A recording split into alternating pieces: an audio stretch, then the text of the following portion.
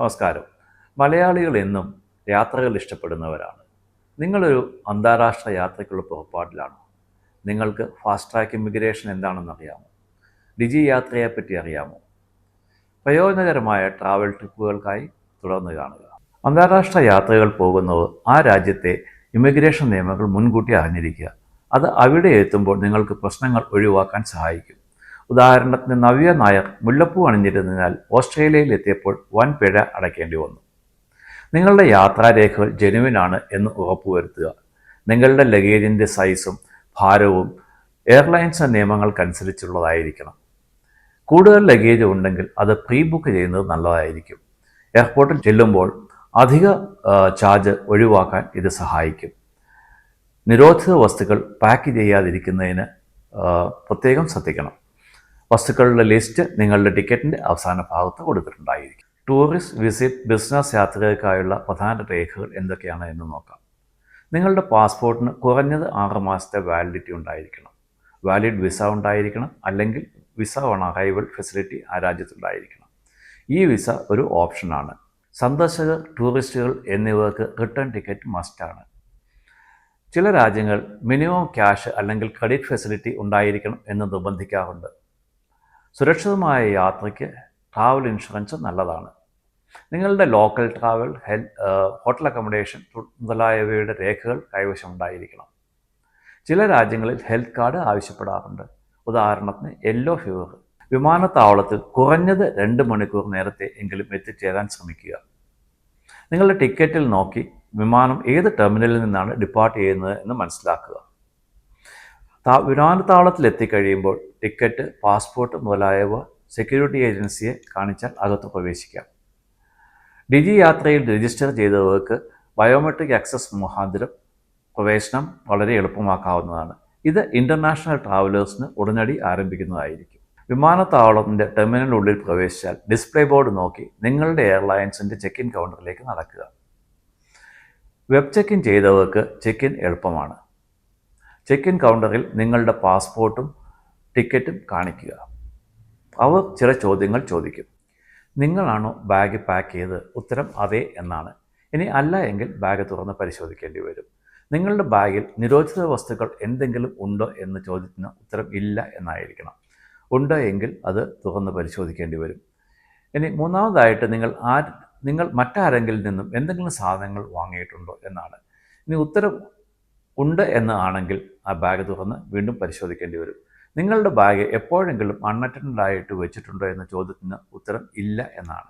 ഇനി ഉണ്ട് എന്ന് ആണെങ്കിൽ ബാഗ് തുറന്ന് പരിശോധിക്കേണ്ടി വരും.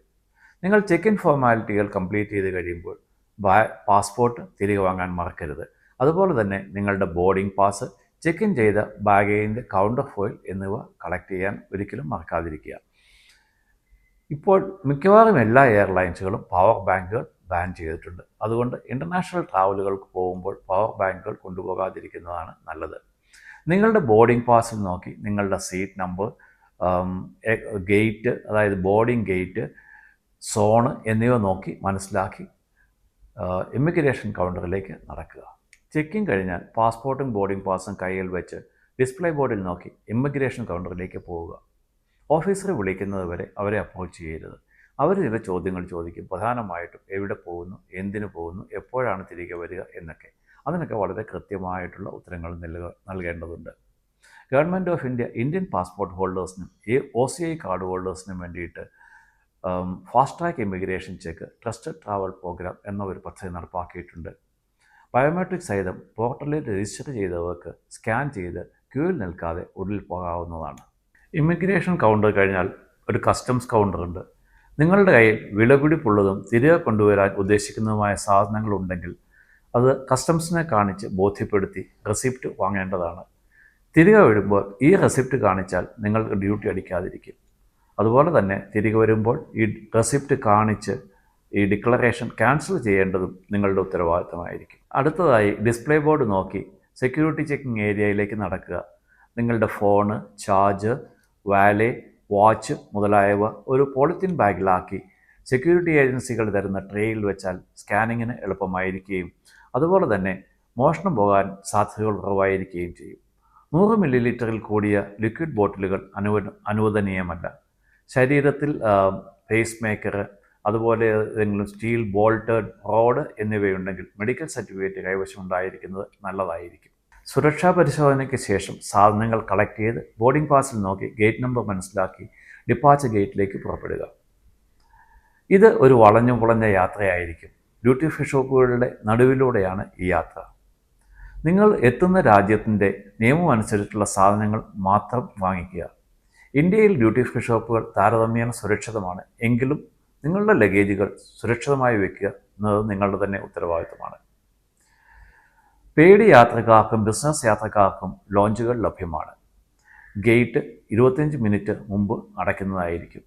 അതുപോലെ തന്നെ ചിലപ്പോൾ ഗേറ്റ് മാറാനുള്ള സാധ്യതകളുമുണ്ട്.